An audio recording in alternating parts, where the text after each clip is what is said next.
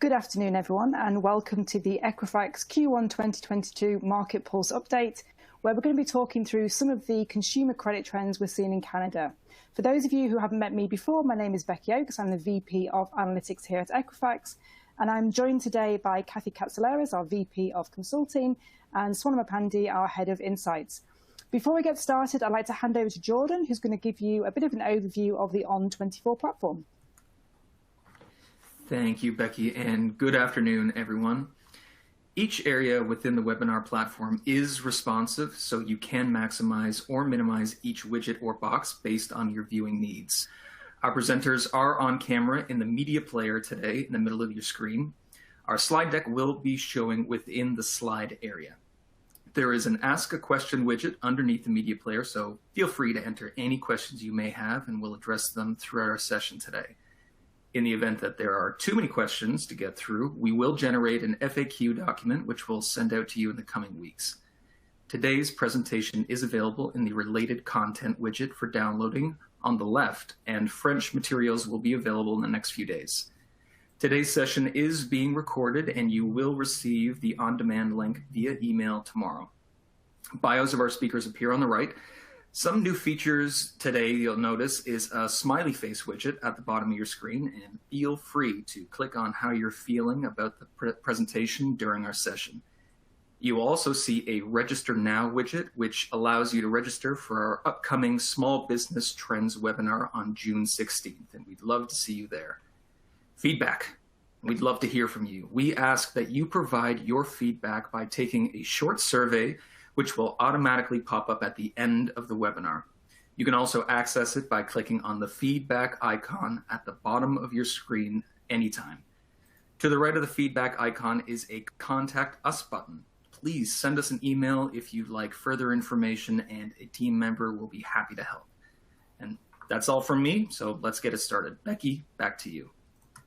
Thank you, Jordan. So as always, we're going to start off by talking a little bit about what's happening on the economic side in Canada and some of those key elements that may lead to changes in the credit industry. Now, probably very unsurprisingly, inflation and the rising cost of goods is really one of those focus areas for us right now. We do have a bit of a perfect storm happening, combining all of those supply chain challenges from COVID, a release of pent-up demand from some consumers once those lockdowns started to ease. And we've also now seen some global instability, really driven by what's happening in Russia and the Ukraine, and some of the implications that's having on the kind of wider supply chain. So all of this has led to some of the largest increases in inflation levels we've seen for 20 or 30 years. And importantly, when we start to relate this to the credit industry, some of those largest rises are really in some of the essentials, which impact a large percentage of the population. So things like food prices, gasoline, and transportation. Now, COVID itself did lead to some volatility in the prices of some of those elements. I'm sure some of you are going to remember going back to those first wave of lockdowns, filling up our cars and seeing kind of 85, 90 cents a litre, whereas when we look now, it's substantially more. So on that left-hand table, we've just broken down the index movement for some of those essential elements compared to 1, 2, and 3 years ago. So you can see that headline rate of 6.8% in the red circle, and that's comparing to 12 months ago. But if you switch and look at the right-hand side, the green column, this is comparing 3 years ago back to 2019. So looking at kind of what change have we seen in relation to before COVID really started to take hold. And what you can see is that food is up around 13.4%, gas a whopping 34.5%, and transportation a little over 16%. Now, we also know that in many regions, we've seen house prices rising dramatically as well. So some of those large price rises in the price of goods, combined with kind of the housing price impact, is really going to be having some major effect on consumers right now. Now, the good news is that even though we've had a significant drop in employment during COVID, for the most part, if you look at that right-hand chart, full and part-time employment has now really rebounded quite well. So we're seeing those levels have kind of come back above February 2020. Now, the second thing that's good news really is that although some of those house prices did rise during the last 12 or 24 months, because we had those very low interest rates, for many, they kind of took on more mortgage debt, but the monthly payment that they had was really quite similar to kind of what they maybe had before. So it is good news on some level. The less good news, of course, is when we start to look at certain pockets of the population and we look at the real cost of living in relation to what's happened with wages, there's definitely been kind of an increase in that cost side. So that left-hand chart, or the chart on the screen, breaks down some of those key CPI elements and shows what's happened in terms of inflation, again, in the last 3 years, so comparing 2022 to 2019. Those two dotted lines are the reported increase from Stats Canada on what's happened to the average hourly wage over that same time period. That purple line being part-time wages and the grey line full-time wages. Now, again, the positives are that there has been a rise in wages, but you'll see in the orange and red bars, some of those essentials like food, gasoline, transport, shelter, they've increased at a similar or much higher rate than wages have. And some groups are going to be impacted more than others. So again, if you look at the part-time, a little bit more impact for those than perhaps full-time workers. So this may mean we're going to see degrees of financial stress for some. Now, as we know, the Bank of Canada has been trying to start curbing this inflation with interest rate rises, and that's also impacting other types of credit like the mortgage market right now. The concern is that this isn't quite the same as a traditional historic period where we've had inflation rising and we've put in place those interest rate increases, and that's really impacted immediately what's happening. Because we've got higher employment, we've got good consumer demand, we've had some wage increases, and we've also got those macro elements really impacting some price of cost of goods like grain coming out of the Ukraine region. It may well mean that even though we are putting in place those interest rate rises, potentially it could take longer for them to start really having an impact on the kind of day-to-day cost of living. So this means it really could start to impact some consumers, particularly with those variable rate products. So the other thing to consider when you're thinking about who is going to be finding the current period quite difficult financially and whether they're going to be able to weather that well is looking at what's happened on the savings rate. So that right-hand chart demonstrates where we are when we look at disposable income and household savings. The good news really is that although we saw some highs during COVID, if we look at the saving rates now, despite all these headwinds, we're still seeing consumers are saving to a degree more than they were doing pre-COVID. So that's kind of a real positive. Now, of course, the interesting thing is going to be, is that everybody or is that just some subpopulations? So there may still be those that are doing well and those that are going to struggle a little bit more as we work through this high inflation period. If we switch back to the overall credit view, though, on the left-hand side, the high-level summary is that we are starting to see debt levels creep back up from the lows that we saw during COVID. So non-mortgage debt has increased to around 3.5% and mortgage debt a little bit over 10%. So let's dig a little bit more into the credit side of things. Now, there are really three core trends that we're seeing in the first quarter of 2022. The first one being credit card spending. Now, typically, credit card spending is fairly seasonal. We have particular peaks that we see over the year. So, for example, at the end of the year, when we have the holiday season or maybe during the summer, we tend to see spending increasing. But for the most part, when you look back historically, in the first quarter of each year, by the time you reach February and March, the spending has really dropped off. People are really focused on paying down the post-holiday balances that they have. What's interesting for 2022 is that we are not seeing that. We see a very slight drop in spend levels, but when we look at February and March, they are well above average. So Swanima will be going into a bit more detail on this when we get to the product summaries. But this has really been caused by a few things. So we have that pent-up demand on increased high ticket items. So things like travel, where consumers are now starting to go back and book vacations, and they're using a credit card to help pay for that. But what we also are likely seeing is really a reliance on credit card for some of those groups of consumers who potentially are starting to struggle because of the increase in the day-to-day cost of living. So the second trend we're seeing is on the housing market. And that's probably not a surprise here because obviously the interest rates are going to play a major impact in terms of what happens with those house prices. So we are starting to see those house prices fall, and we're seeing a bit of a drop in terms of what's happening in the housing market. Now, the challenge, of course, with those interest rate rises is although it's having a direct impact on the prices themselves, it may not mean it's helping affordability for consumers on their mortgages. The difference between a higher value mortgage with lower interest rate and a lower value mortgage with higher interest rate may not be that different, and in some cases it could actually be worse for them. So we are seeing some impacts of this on those new numbers coming through, but it's worth remembering that a lot of consumers also took advantage when we had the lower rates to renew or refinance. So when we look back, say, to 2021 and 2020, some of those numbers were just inflated because of the consumers doing that. This is an area we're going to dig into a bit further in terms of the first-time home buyer side of things. So one of the things we get asked a lot is, if affordability, is it worse, is it better, and what does that mean for those first-time home buyers trying to get into the marketplace? Finally, the third trend that we're going to be talking to you a bit more about today is really what we're starting to see on the non-mortgage delinquency side of things.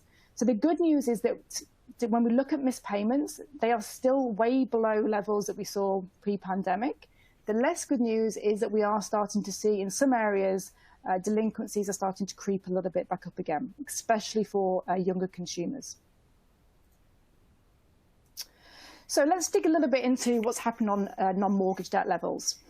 So the average debt per consumer did start to rise again in Q1, so a little bit over 0.3% compared to Q4, and it is up compared to 2021. But again, if you look at that left-hand side, it's still definitely below pre-pandemic levels. Now, the main drivers behind those increases that we are seeing, it's really around consumers starting to use their credit cards a bit more and starting to leverage some of the lines of credit, so some of the revolving debt products.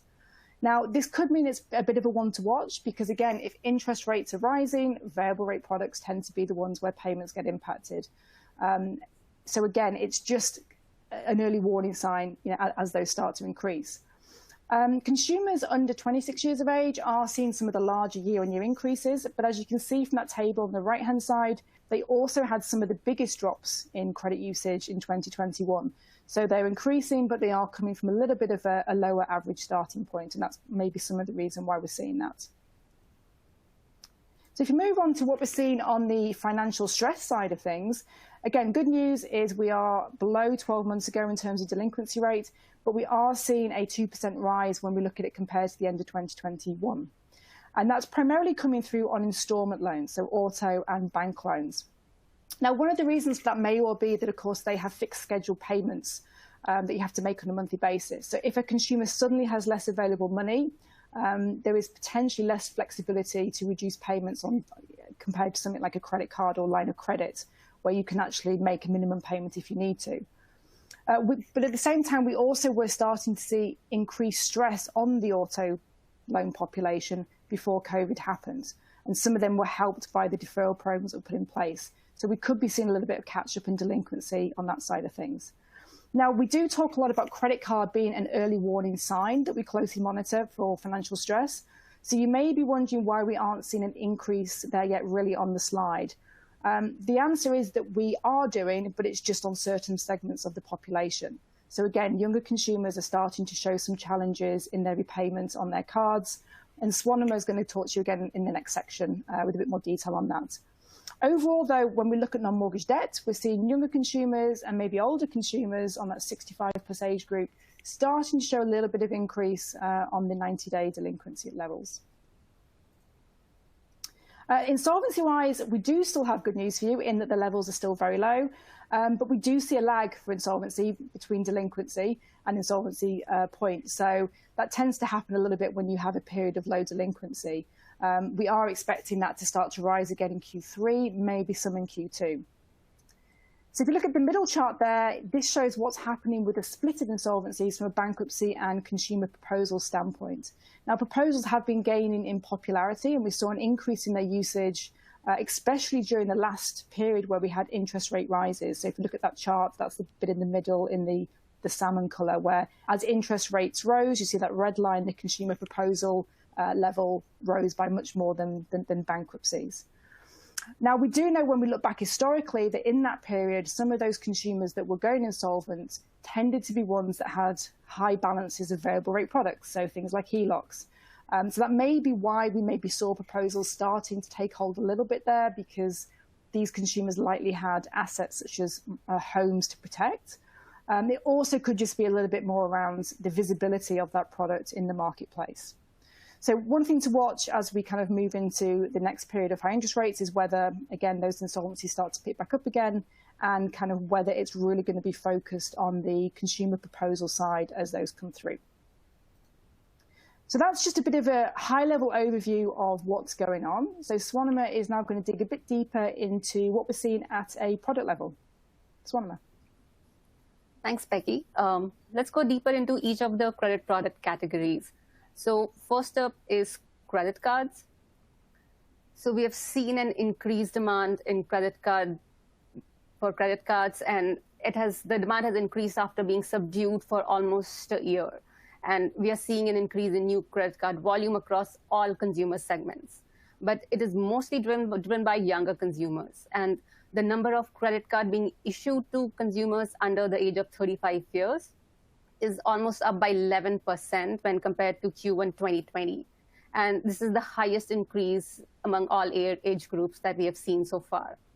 And as the new card volume grows closer to the pre-pandemic period, we're seeing that average credit limit offered on new cards has not only begun to exceed pre-pandemic levels, but it is the highest we have seen in the past few years.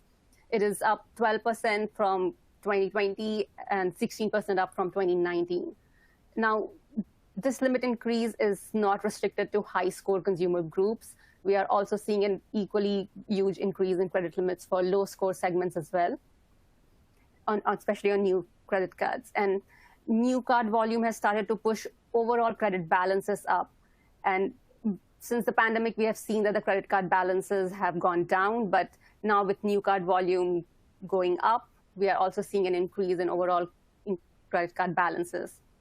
And another factor affecting the credit card balance growth is the high consumer spending. As we saw in the last quarter as well, consumer credit card spending was way higher than all previous years. And despite a seasonal drop in this quarter, we are still seeing that the levels are much higher than all the previous years that you're seeing in this chart. And multiple factors are affecting high credit card spending this quarter, and like the pent-up demand from the pre-pandemic periods, the lifting of travel restrictions, and has also increased the travel demand. But another factor that Becky mentioned is the growing inflation, which is slowly increasing everyday goods prices and increasing the cost of living overall. And as prices of consumer groups have increased above the pre-pandemic period, consumers are spending more for day-to-day goods, and this has a direct impact on consumer spending. And if you look at the chart on the right-hand side, it shows average consumer spending by different generations. So the biggest increase that we are seeing is for millennials and Gen Z. So the younger consumers have increased their spending by a lot. Like the average credit card spending per consumer is still lower than older consumers. But if you compare it to 2020, 2021, or the pre-pandemic period, 2019, it has gone up tremendously when compared to older consumers. Now, higher spending has started to affect consumer payment behavior as well. In the last 1.5 years, we have seen exceptionally low revolving behavior on credit cards, but pandemic lockdown and government incentives helped a lot of households to increase their disposable income, and we saw consumers paying off their credit card debt and bringing delinquency levels down. But since the last quarter, we are starting to see small rises in consumer revolving behavior. And of course, it's a quarter-over-quarter rise. It's still way below the pre-pandemic period, but it is the first sign of financial stress that we are seeing among many consumers. And we're not only seeing a rise in the percentage of revolver going up, but we are also seeing revolving balances going up. In fact, revolving balances are increasing at a higher rate than just the overall revolvers. And the overall credit card delinquencies has not shown a quarter-over-quarter increase. But if we look at certain consumer segments, like consumers under the age of 35, we are seeing that the delinquency levels are going up. And especially we have a 6.7% quarter-over-quarter increase for consumers who are under 25 years of age. So this could be the first signs of financial stress that we are seeing, and this could result in more delinquencies in the future. Now, the next industry that we'll talk about is auto. And auto industry is still facing multiple supply chain issues. New auto originations are still lower than pre-pandemic levels, but the maximum impact that we have seen is in auto leasing activity.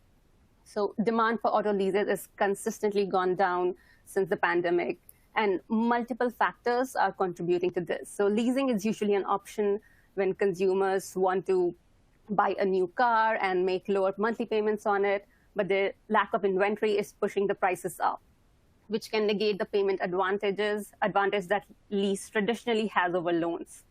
And in addition to that, many non-bank auto lenders are pulling back on offers and rebates usually associated with leasing and making it a less desirable option at this point in time.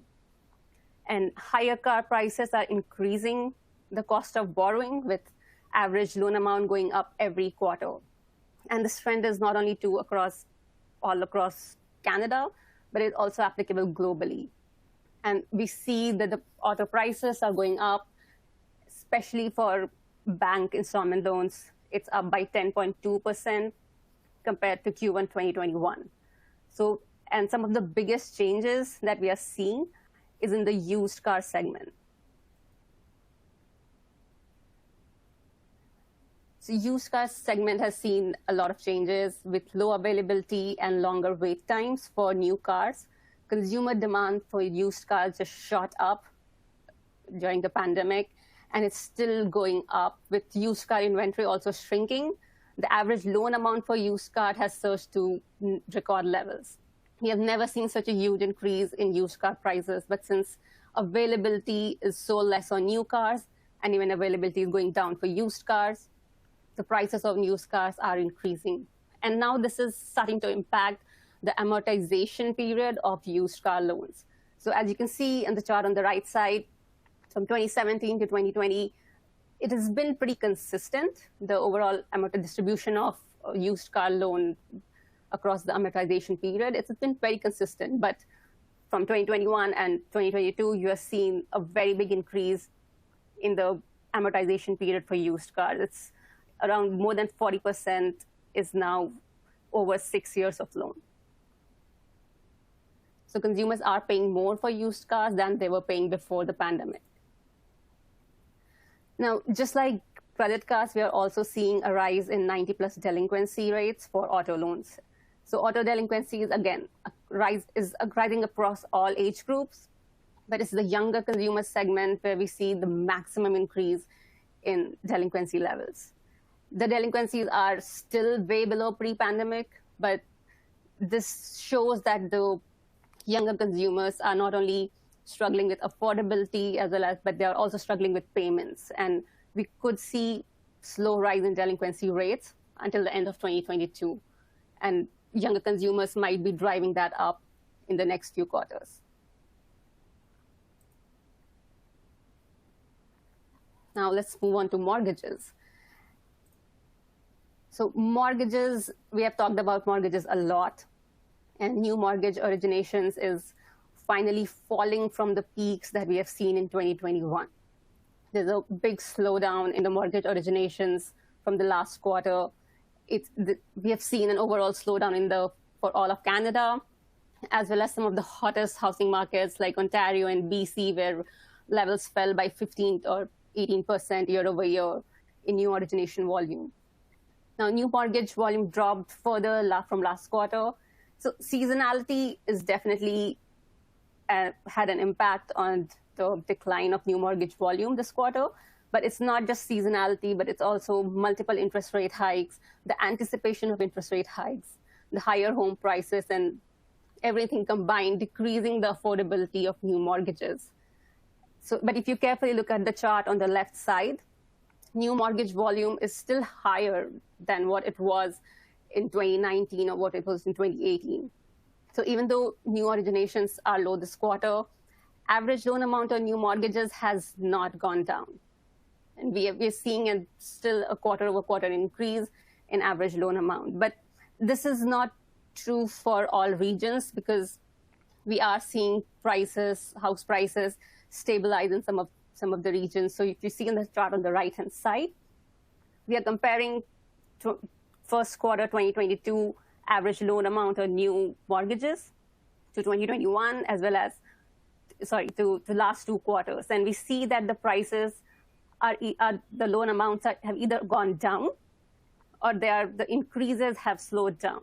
So for Toronto, even for Vancouver, comparing it to last quarter, the increase is not as high as the previous quarter.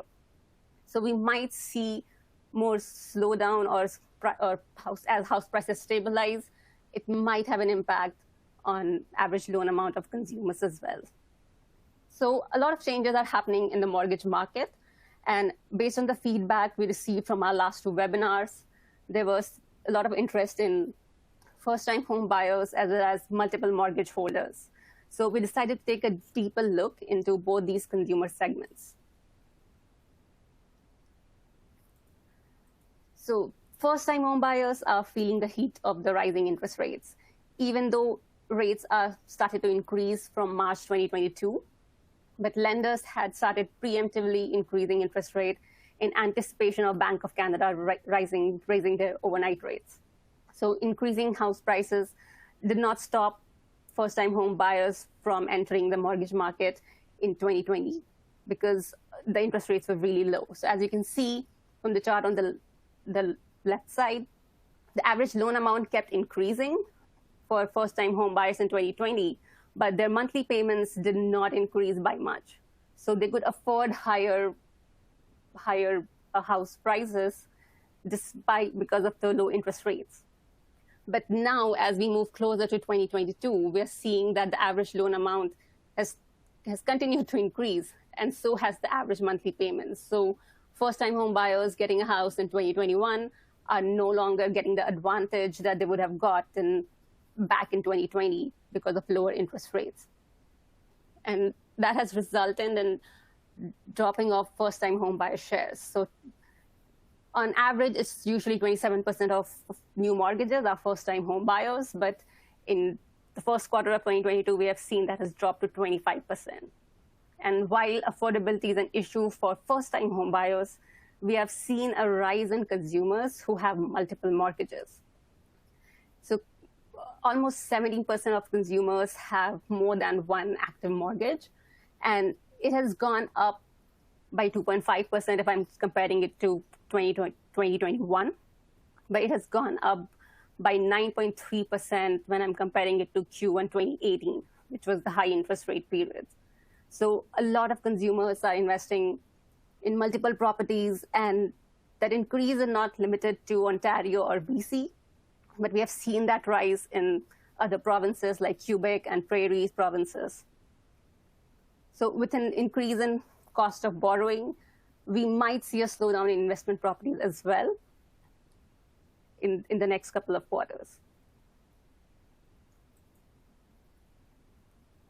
So we have seen that delinquencies are rising for credit cards and loans, but it has not had an impact on mortgage or Heloc delinquencies. We have seen that they keep falling further from last quarter. Now, pre-pandemic, during the higher interest rate period, both the delinquencies for mortgages and Helocs were going up.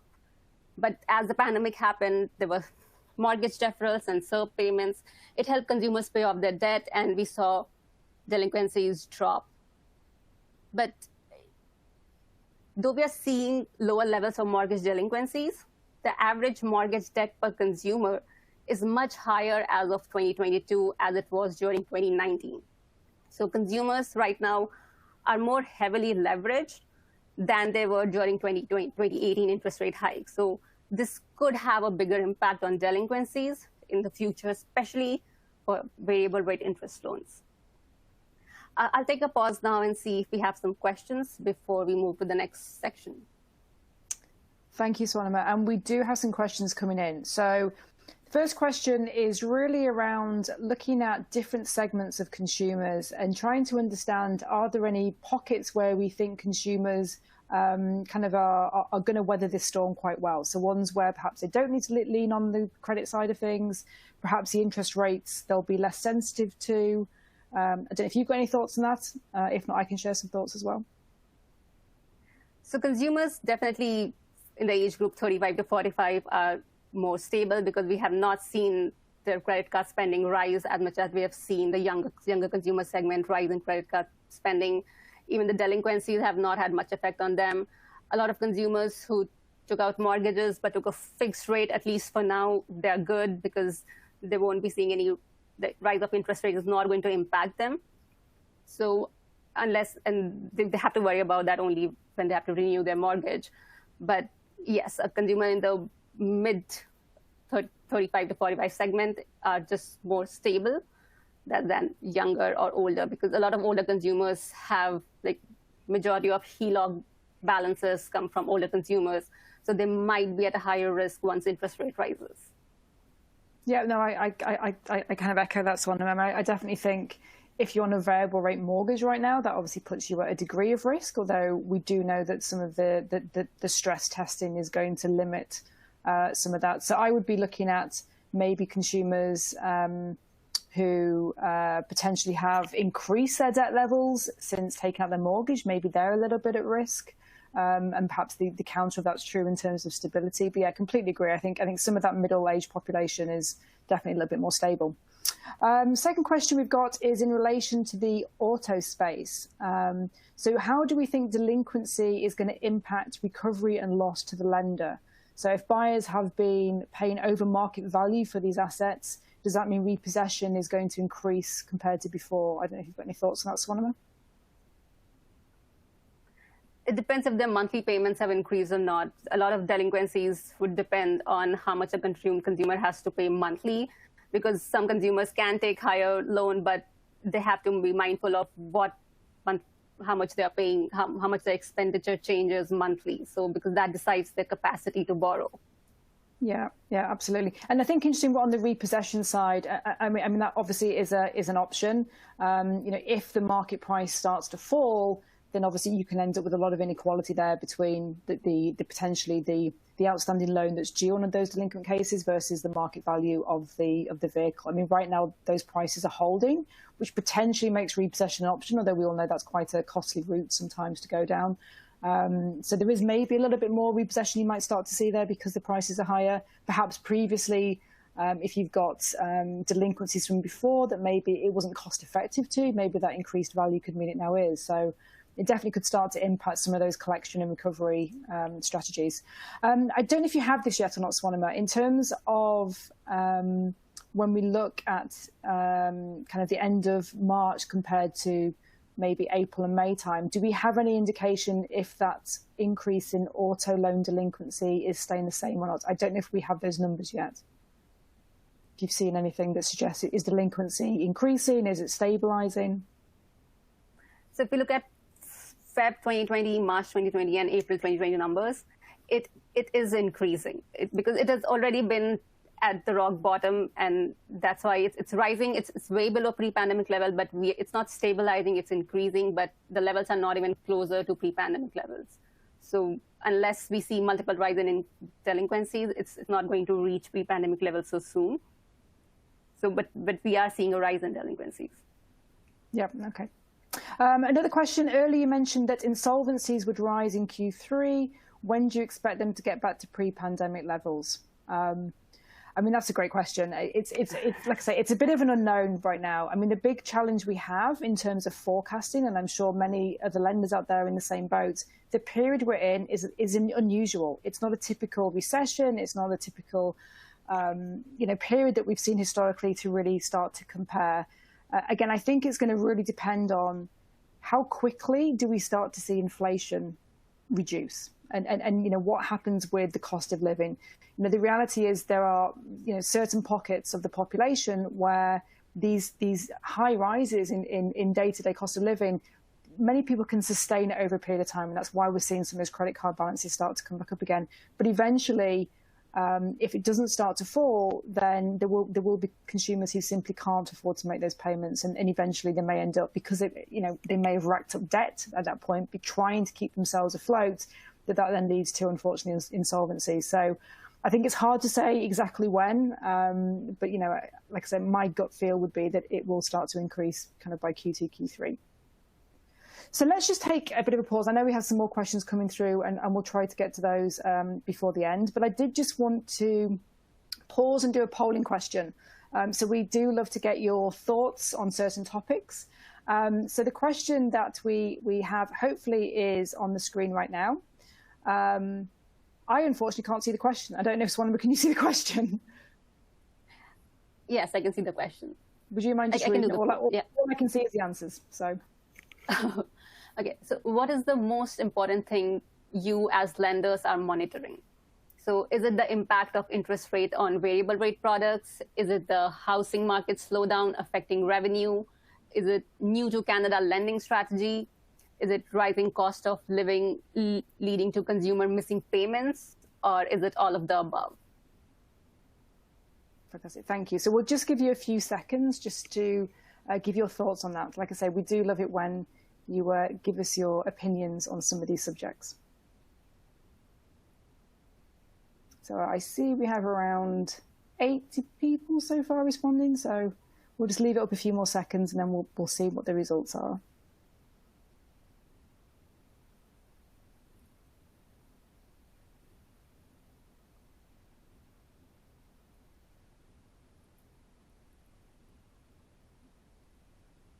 Okay, so we're getting close to around half of you having answered.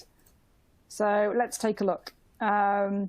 So biggest one there, rising cost of living leading to consumers missing payments. So the delinquency piece, but then a lot of you are saying all of the above, which I think is probably a fair one to kind of go with. Interestingly, the new to Canada strategy, that's really not front of mind right now, which is an interesting one. And Kathy's going to be talking in a little bit around why you might want to start thinking about that for future growth kind of coming up. Okay, so let's hand over to Kathy so she can kind of talk us through some of the things we might want to be thinking about right now as lenders in this uncertain period. Kathy. Thanks, Becky. So to really help summarize down a lot of what we've heard today from both Becky and Swarnima, there's a few key trends that we've been tracking and we want to spotlight in terms of what this means and what to look out for from a lender's perspective. Of course, the first is inflation and interest rates. So for the month of April, the inflation rate in Canada was reported at 6.8%. So the last time we saw an inflation rate anywhere near this was back in the early 90s. So what exactly is happening with inflation? So we heard Becky talk a little bit about this, but what we're seeing today is basically being referred to as the perfect storm. This is what's driving inflation upwards at this alarming rate. We have multiple factors playing out all at the same time, such as the post-pandemic economic recovery, where we see strong growth in low unemployment rates. We've got the supply chain issues, which continue to persist. And of course, we've got the international conflict between Russia and Ukraine happening, which continues to impact big items like oil and wheat.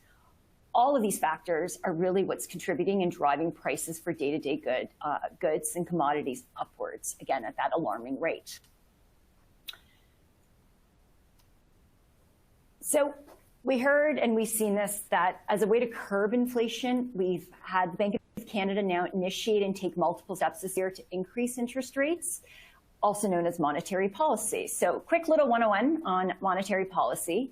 In theory, the intent is that as interest rates rise, the consumer it looks to switch behavior, borrow less because it's more costly, and save more because there's a potential for a return. So as a result, saving means you're spending less, which drives demand down, supply goes up, and voila, prices fall. However, in reality, what we see today is that these multiple interest hikes that have occurred this year have actually had little to no impact on curbing inflation, with the exception perhaps that there are signs that it's cooled the real estate market, as we heard from Swarnima. So I think it's safe to assume and bet that we're going to have to expect a couple more aggressive interest rate hikes in the coming months to overcome this impact of this perfect storm that we've talked about. So what exactly does this mean for consumers and how does it impact lenders? So for consumers, it's going to mean they're going to continue to feel the pinch with regards to expenses going up day to day for things like food and gas. And for those pockets of consumers that are already living beyond their means or just getting by, in the short term, they may have a reliance on using credit cards, which may be a slippery slope in putting them at risk for increased debt levels and missing payments. For other pockets that took on more debt during the pandemic, such as home renovation projects, they may start to feel the financial stress of their monthly payments increasing because of the interest rate hikes. So as a lender, it's going to be very important, obviously, to closely monitor and identify pockets of consumers in your portfolio who are going to be impacted significantly. So a couple of things to look out for are, early warning signs and really relying heavily on credit, where you start to see that there's demand for increased credit limits, where perhaps there might be new credit products appearing on their credit report, higher utilization rates, payment rates, start to decrease. And then you see that shift of the consumer going from being a transactor to a revolver.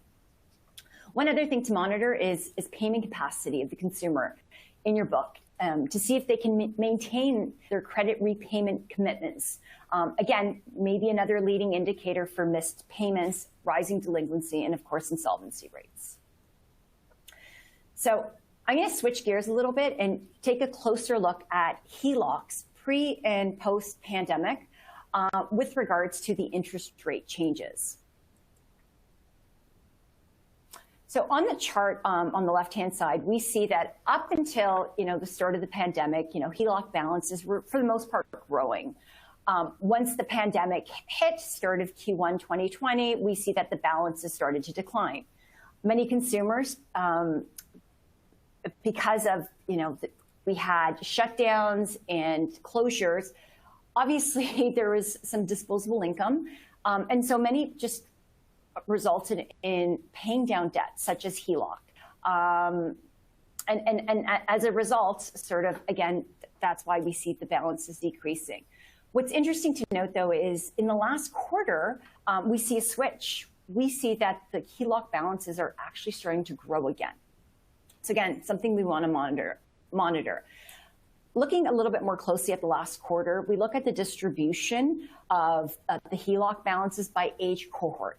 What we see here is actually almost half the distribution is related to the population that's 56 plus. So very interesting. So with inflation currently on the rise,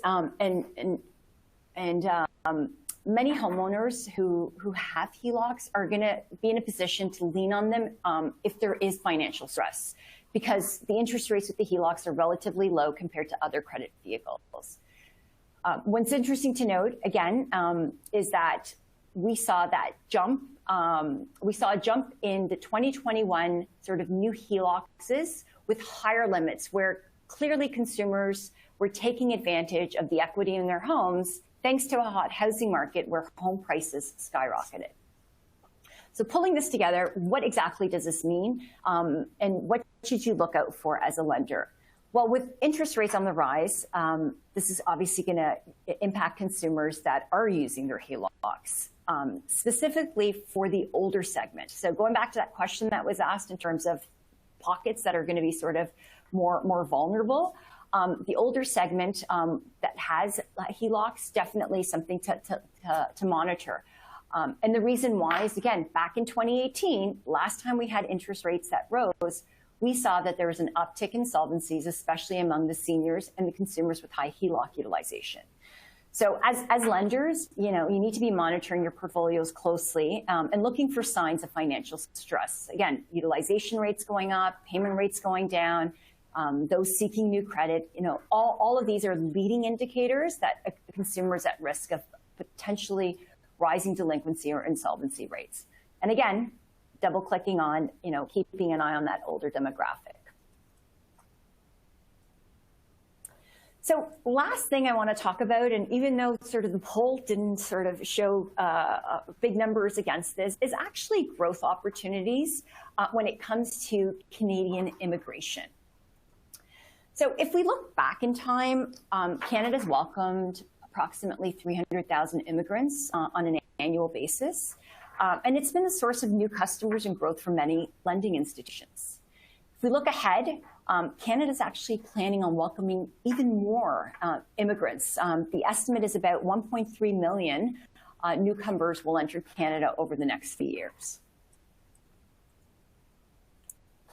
So for those that do come into Canada, they're actually entering in as what we call a credit invisible, which means they need to establish credit because they have no credit. So that very first inquiry is going to trigger the creation of a credit report. And once credit is approved and reporting to the Bureau is done, that cycle of building up history on a credit file is captured, and it starts the journey of becoming scorable. So on average, we've seen that it probably takes about 4 months for a newcomer to be scorable. A couple of other interesting things that we've seen is that many newcomers that, again, when they seek out credit, they usually seek out either a credit card or a loan. And what we've seen is in the first 2 years, they accumulate up to approximately $10,000 in non-mortgage debt. Something else that's interesting that we've seen is that for many new to Canada customers, when it comes to that top card in the wallet, we actually see a switch in the first year, which could be because they're able to secure a higher limit with another card, or because there might be a richer value proposition with another card. And so just bringing this back all together, borders are opening up, restrictions have been eased, and there's a high, and again, there's a labor shortage happening where, there's a high demand for skilled workers.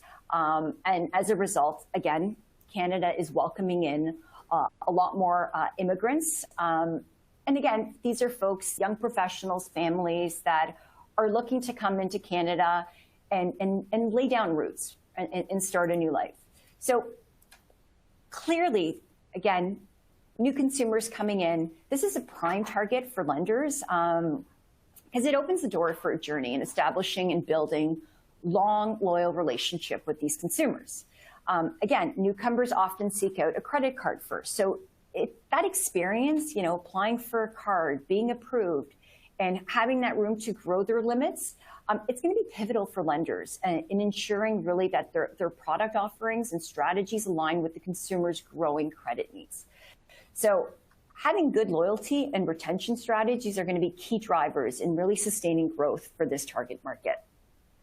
So I'm going to just end on that note. Hopefully those 3 various topics with regards to sort of key insights and trends to monitor, as well as what it means to you as a lender, have been insightful. I'm going to turn it back over to Becky to see if we've got any other questions from our audience. Thank you.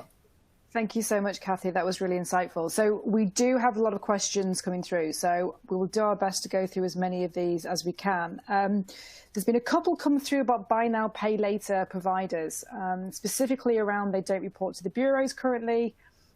We have younger demographics. Is it possible that affordability is even worse than we see?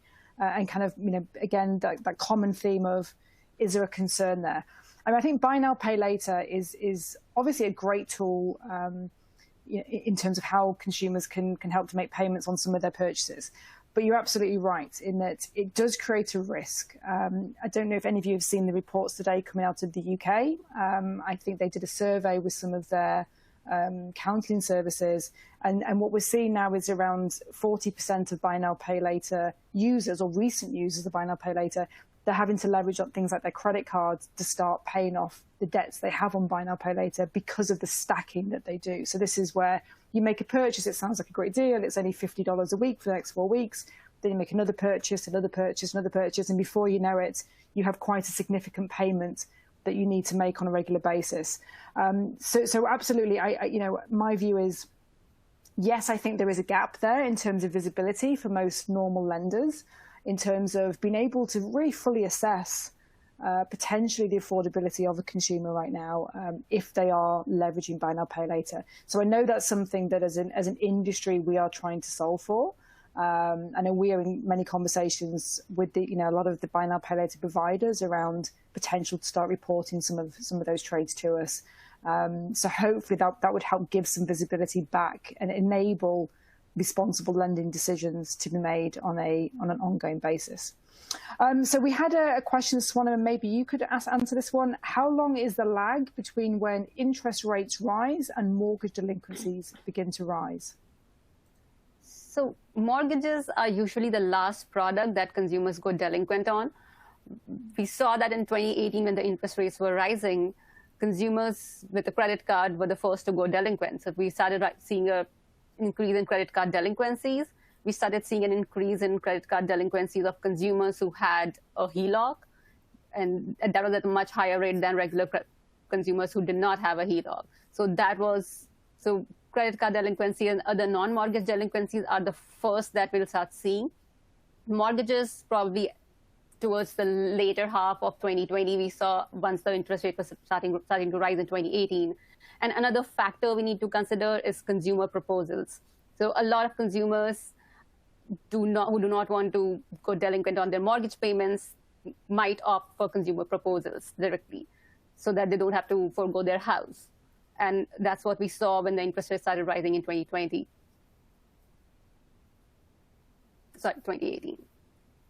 Okay. So it will take some time for mortgage delinquencies to come through. Okay, fantastic. So there was a question specifically to me. Where do you see weaknesses in relying on borrower credit scores as an indicator of potential delinquencies and credit losses in our current juncture? So that's a great question. So I think, the good news for a lot of credit scores is that there are key indicators that you tend to get as financial stress come through, and those scores do a very good job of picking those up. So things like rising utilization on credit cards, that tends to be quite a good indicator. What makes an even better score, I guess, in terms of handling those situations is some of the things that Kathy and Swanima have been talking around. If it tracks things like pay rate and change in pay rate and looking at potentially when you get someone who historically has been a transactor, they pay in full on their credit card, they're now becoming a revolver. Those can be early indicators. So if you have credit scores that use trended attributes, they can be a little bit more effective in a period like this. I think one of the gaps potentially in credit scores, and I'm sure it's probably an obvious one, is that what we don't see currently today are things like income. So that makes it quite difficult to really evaluate maybe the impact or how close to the line a consumer might be between their debt commitments, be that on a mortgage, a credit card, whatever that may be, and their general living expenses. So, if you have someone that really is kind of quite high in their kind of debt to income ratio, then potentially they could be more sensitive right now than someone that's quite low. And again, there will be indicators that you do get in the credit score that mean that they still will rank order and they will pick up some of that. But that maybe is a little bit of gap. And as we kind of look to the future and look at things like open banking, that's really going to be quite key to closing that gap for lenders in terms of their understanding. And again, things like buy now, pay later, if we start to see that get reported, that again can give us additional information that would be very useful. I mean, we talk a lot as well recently, as a company, we're looking at how do we help some of the underserved populations or where the credit scores don't have good coverage. So things like thin files or no files. And that's where we're looking at alternative data like rental data to try and help bridge some of that gap. But yeah, I mean, credit scores still should perform well. Trended scores are likely going to perform better. And if you have income data to overlay and kind of look at maybe capacity and things, that is another option to look at. So by capacity, I mean, if you look back and see how someone has been paying over time, that can also help you to understand maybe some of those consumers that have more potential to become stressed than others. So if a consumer has been consistently a minimum payer on their credit card for an extended period, or does that mean maybe they've got less ability to handle kind of increased day-to-day living costs, for example? Okay, let me see what else we've got. Swanima, I think there was one for you. How will the changes in rates affect the lender risk of the mortgage Heloc hybrid product? I don't know if you've got any thoughts on that one.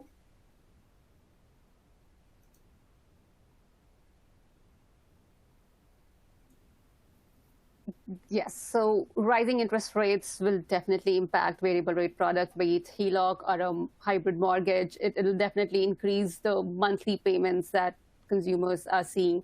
As we saw previously, like for first, not just for first-time home buyers, even for consumers who got a mortgage or a Heloc back in 2020 or in early 2021, they all had lower payments on their product, on the variable rate product. But as interest rate rises, we'll see the monthly payments increase. And depending on how much payment capacity they have, some consumers might find it difficult to make payments on these variable rate products. And we have seen in the past that variable rate products have contributed to a lot of delinquencies and bankruptcies.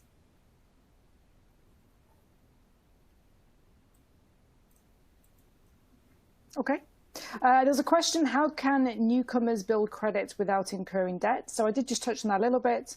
That is a challenge. I think that's where we need to, as an industry, start thinking about what other data sources are available that enable us to form a risk assessment.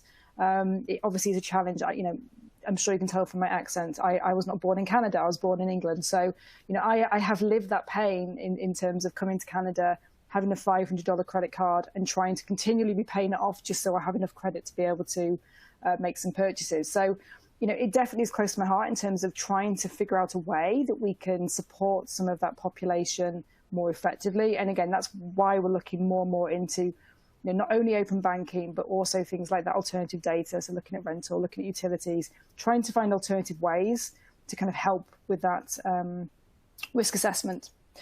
So I know we are getting close on time. So I just want to say a big thank you to both of my co-hosts today, so Swanima and Kathy. As always, it's always a pleasure presenting with you. And just to remind you all that we do have our Small Business Credit Trends and Economic Outlook webinar next week on the 16th of June. So that is always a fantastic one to attend.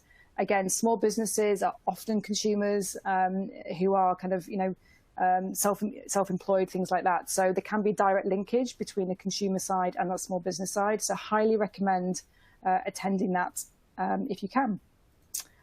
So thank you once again. For those questions we didn't get to, we will do our best to answer them and follow up with some QAs after this session. But thank you for listening, and we hope to see you next quarter.